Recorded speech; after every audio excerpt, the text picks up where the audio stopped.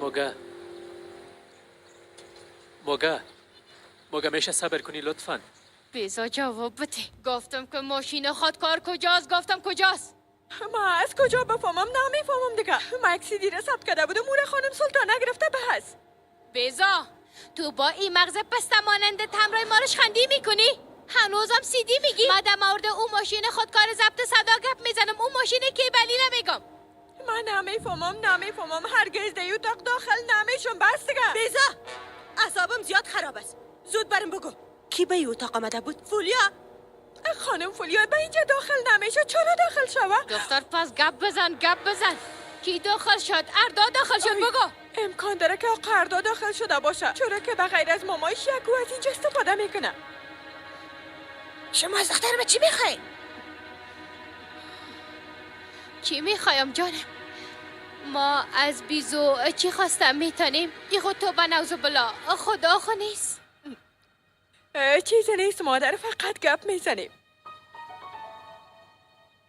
تو برو هیچ مشکلی نیست. خوب میشه.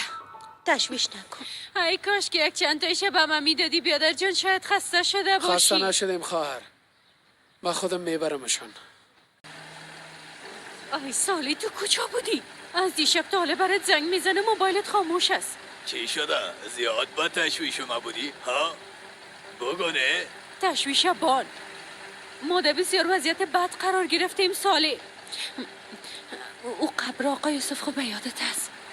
بله به یاد دارم. او را چی شده؟ گوش کن سالی، من از تو یک چیزم میپرسم حقیقت بگو. تو در داخل او قبر کدام چیزی خاص نورانی یا افسونه ماندی یا نی؟ نه جانم، ما ات کار را میکنم ها؟ بیبی حقیقت برم بگو سالی. قبلا هم گفته بودی که ماندیم. بیبی مرا دوباره فریب نتی. نه خیر نکدیم. ما او وقت به خاطر قهر مو گپ زده بودم. قبر چی شده؟ این قبر از کجا شد دیگه؟ های خدای شکرت. کمی منتظر باش، من برات همه چیزم میگم.